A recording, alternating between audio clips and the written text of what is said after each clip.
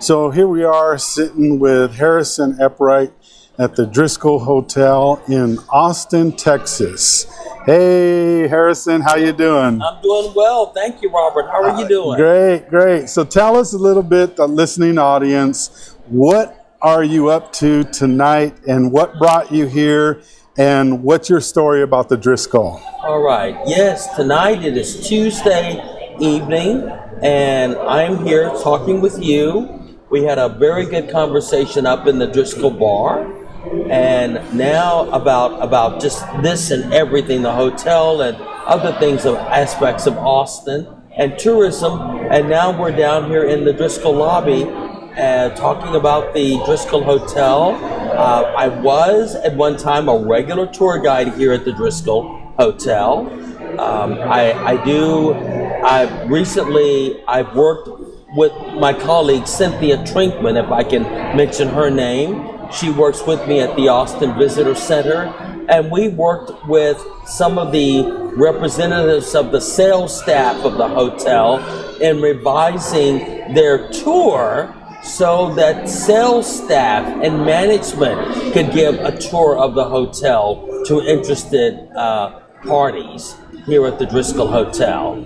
And I have just related some ghost stories, and I've also talked about what the Driskill has meant to me over the years, because this hotel has loomed in my life from the very moment that I first saw this hotel as a little boy, riding in the back seat of my father's car. This strange stoned structure with 3 carved heads on it, and also complete with not only carved heads but dragons and longhorns as well. And how this hotel, by the way, the first television station in Austin, Texas, KDVC Channel 7, they had their studios here in the Driskill Hotel from 1954 to 1960, and then in 1960 they moved from the hotel to their present location at East 10th and Brasso Street in 1960, where they are to this day. 1964, President Lyndon Johnson, President and Mrs. Lyndon Johnson stayed here at the Driskill Hotel. And election night, 1964, and addressed the crowd on East 6th Street below from the second story balcony, and how as a little 9-year-old boy then, watching the election returns, how it so impressed me that the eyes and ears of the nation and the world was turned onto Austin, Texas, my hometown of about not even 250,000 people at the time. So you were born and raised here, Harrison? Born and raised here in Austin, Texas. Wow. So what interested you in history so much? Because you're a great historian. I would say that I got that love of history from my father. My father loved to talk about history to me, and we would also talk about politics and philosophy. And I loved how he would bring books home to me, so that I could read them, especially if they were books on history. And also too, his mother and father were keen on history as well. And I remember when, as a boy, I would go to my paternal grandmother's house and just peruse her books and just open up her books and just read. In fact, today I have some of her books, including a pictorial history of World War II, which I pored over as a little boy. Wow. So with that in mind, Harrison, how do we carry over that history that you know and that other people know to be good history to the newer generations? Well, I believe that what we have to do is we have to realize we have to go about history in ways different from the way we, let's say, perceive history when we were growing up. A lot of people are turned off about history. They think that history is just events of the past. But no, history is events of the past, but history is not just that. It is the present. It is what we're doing right now. It is what we're going to do tomorrow.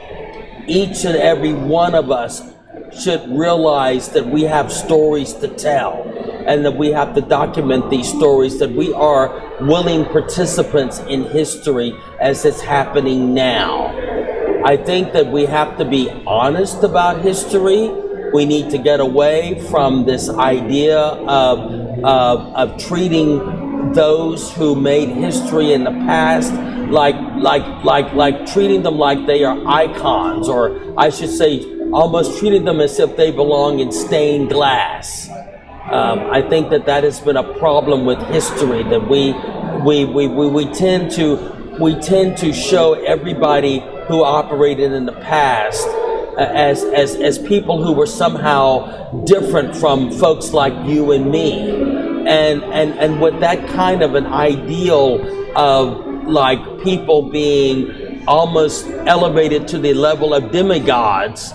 Well, then how can anybody today feel that they can measure up to that? Well, we have to change that narrative. We have to realize that these people, however great they were, they were individuals like you and me, and explain their warts, explain their achievements, explain their warts, but also look at what the so-called common person has done, because the common person is also a founding father, a founding mother, a founder of a community. I like to say that each of us today are present day founding fathers, founding mothers, founding cousins, brothers of America. We are the present, we're in Austin, Texas. We are the present founding founders of Austin, Texas. And we should feel that way, not only about that, but about the institutions that we associate with, that we are the present day founders. We're the ones who have to keep these institutions going. We're the ones who have to keep the city going. The futures and the fortunes of this city rise and fall on our actions today. So what you're recommending is everybody needs to document their life story so that it could be carried on in their families as well, like family history, what their grandma and grandpa meant to them, yes. Those type of things, because that really means to a lot of good things to people if they could talk about their family members. And then even businesses need to be talked more about so that businesses could get more business. Yes, exactly. Nobody's talking about those business owners and how they came. We hear a lot of stories, like for example on the Shark Tank, Yes. and they explain how those people came from different countries and they came here to America. Well, that's the same kind of stories we need to hear right now, today, just like you say, and we're those people that are documenting those stories. Is that what you're trying to say, Harrison? Yes, I am. Yeah, Yes, I am. Awesome, man. And so what do you think about the Driskill Hotel and the way it is now that, the spirits are here, and what that means to you? Yes, to me, it just goes to show how relevant the hotel is. It shows you the story past of this hotel, and also the story present of this hotel. Grand staircase here, and they had a grand staircase there. Now they took out the grand staircase in 1930 to make way for the Driskill Annex, which was completed in 1930. In fact, where we were in the Driskill Grill, or the Driskill Bar, that's the 1930 portion of the hotel. Wow. Now, story has it that there was a young girl who was the daughter of a legislator and his wife, and the little girl used to love to bounce her ball up and down the stairwell. Well, one time apparently she was out. Maybe the lady who normally would have cared for the girl was not watching or something, but the girl was bouncing her ball down the stairs and she tripped and she fell. She fell to the bottom of the stairs, and unfortunately the internal injuries, especially head injuries, she succumbed to those injuries.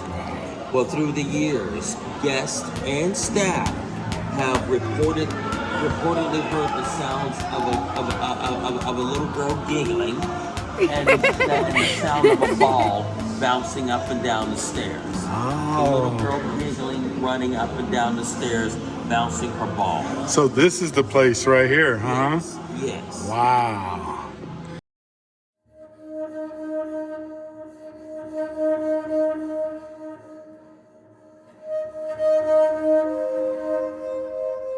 The fact that this was our first truly grand hotel in the city, how this hotel building has withstood the ravages of time, how this hotel has also changed with the times. I mean, after all, when President and Mrs. Lyndon Johnson and Lady Bird Johnson were here at the Driskill Hotel, I didn't know about their unique relationship with the hotel. I didn't learn that until after I started doing tours of the hotel.